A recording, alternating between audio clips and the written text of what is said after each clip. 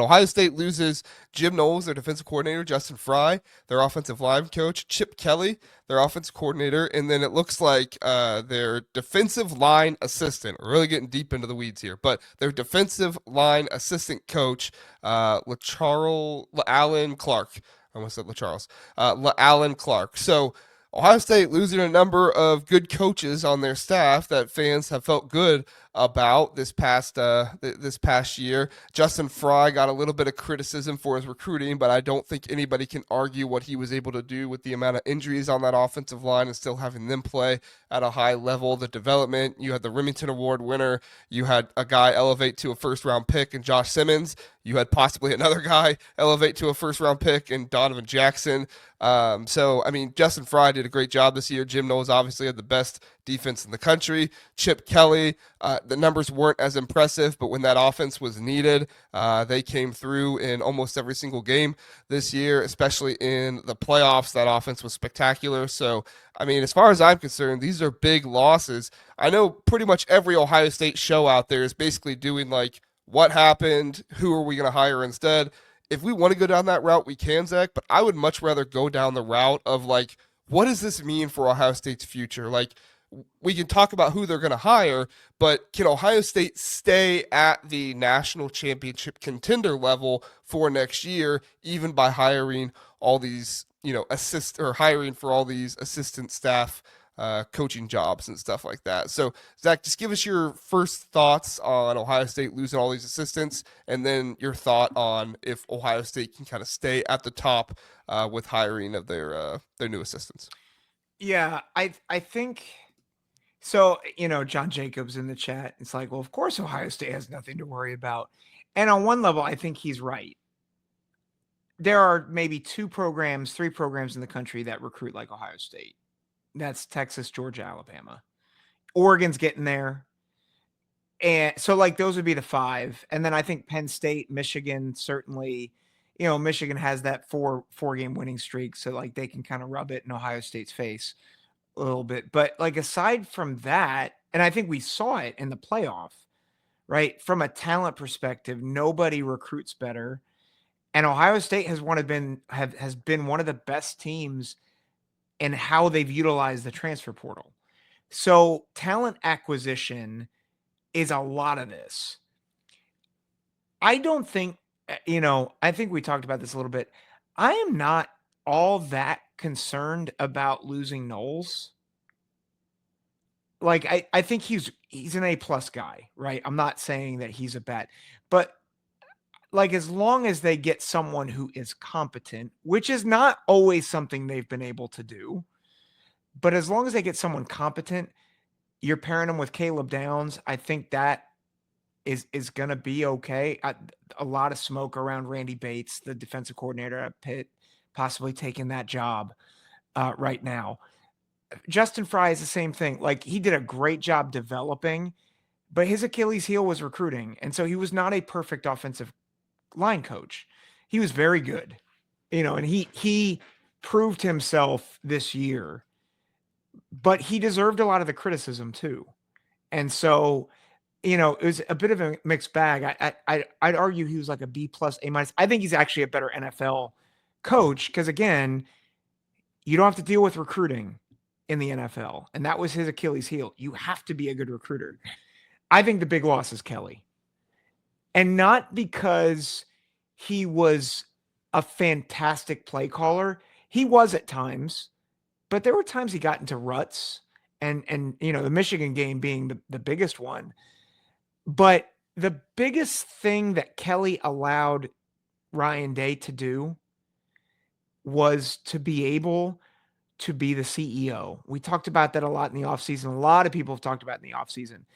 He trusts Chip Kelly. And now Chip Kelly's gone. And so what's Ryan Day going to do? Is he actually going to trust someone else fully as the offensive coordinator? I think that's the big question. Yeah, no, I agree with you. I think that's a huge piece of this. Obviously, if you're on the outside looking in, you're thinking to yourself, like, Ohio State, brings in offensive coordinators, defensive coordinators, stuff like that. Like, it's going to be fine. And I get that. My response to that would be, look at what Urban Meyer did after his national championship. Urban Meyer lost, some of his assistants and at least one coordinator. Did they lose to the defensive coordinator after that? I think it was just Tom Herman, No, wasn't it? Chris Ash was still there for another year. Okay, Tom he was still Herman there. left. But they hired their offensive line. Was it Warner, their offensive line coach, as their and they had a better team in 2015 than they had in 2014.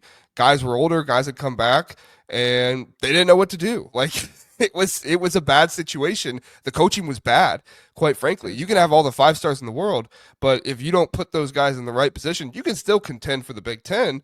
And I think Ohio State will contend for the Big Ten next year.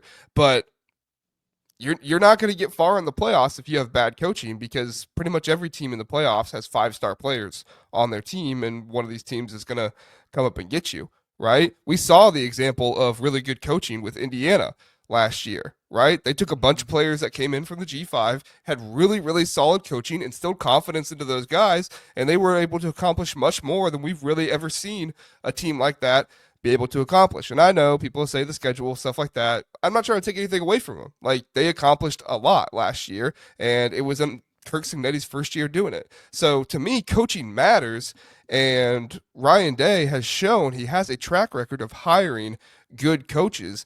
And to me, that is kind of the piece of this that, as an Ohio State fan should make Ohio State fans feel good, is that Jim Knowles left. That does stink. That's probably the biggest one to me, just because I wonder if it was a little bit unexpected. But you have the opportunity with a guy like Matt Guerrieri, who knows that defense inside and out, to step into at least a co-defensive coordinator role. Chip Kelly, I don't care who you are. Like, if you thought Chip Kelly was sticking around for longer than 2 years, like, you're crazy. Even if they didn't win a national championship, Chip Kelly went to Ohio State because he couldn't get an offensive coordinator job in the NFL or a head coaching job in the NFL last year. And so he came to Ohio State so that way he could show off himself as an offensive coordinator again and make it back to the NFL. Justin Fry, Justin Fry was not happy at all this year with the fans and everybody else. So did I think Justin Fry was going to leave? I wasn't going to predict it. Am I surprised he left? Not at all, because number one, he wasn't getting along with the fans, and number two, he he doesn't like recruiting. Like, it's pretty obvious he doesn't. So he's much more of an NFL guy in my mind. But the way I look at this is Ryan Day has on his hands an opportunity to hire 3 new coaches that are all better recruiters. Maybe they're not as good like schematic coaches, but they're all better recruiters than these guys, because quite frankly, these were probably the 3 worst recruiters on Ohio State's football team. And so you have that opportunity to do that. On top of that, Ryan Day, a good hire. Like, I don't know. The question for me is not so much can Ohio State be a top 5 team next year? I still think they can. To me, the question is, will Ohio State still be ranked in the top 5 come next year? I think if they make some splash hires in the coordinator position, I think they will be. But if they just go and elevate guys in the program, I don't think they'll be a top 5 program in the preseason, which I know that matters to some people and some people it doesn't. It's fine, but that's just kind of my thought process. I think, well, I would not be surprised if they're still top 5, just with, you've got the 2 best players. Some people will think that this is a controversial statement. I don't think it is. Caleb Downs and Jeremiah Smith are the 2 best players in college football. And they're both playing in scarlet and gray. And coaches are going to want to come coach them. Yes. That being said, I think they'll get a top 5 ranking for that alone. But you get Texas week 1, you get Penn State, you get Michigan. Like, I think there's a real possibility that they take lumps early on. And that the question is, to me, the top 5 thing is important, but I think even more important, can they round into form so that by the end of the season they can get into the playoff? Because I think they're gonna drop at least 1, maybe 2 early, because you're breaking in a new quarterback, you're breaking in pretty much a new Texas defense. game week 1 is going to be really tough. Yeah. I mean, both teams are replacing guys, but Ohio State's replacing a lot. Yeah. So I I think that's maybe more of the question is does their coaching staff and with the coaching turnover now you have to implement new systems. I think I'm more curious does the coaching staff and can they all coalesce by midway through the season? And can the offensive coordinator draw up a game plan that says throw the ball to 4? Because really that should be easy. That should be easy, but we've seen sometimes it's not. Yeah, it should not be hard to drop a game plan to throw the ball to Jeremiah Smith, but Yeah. that has apparently been more difficult Yeah. than maybe I some people would think. one thing I will say though, and then we can move on, unless if you have other things to say. No, that's fine. We can move on after that. I do think so. I've thought about like the Chip Kelly thing and the trust. I think Ryan Day, and I've said this for a while, Ryan Day has always done better when he's coaching as the bully rather than as the underdog.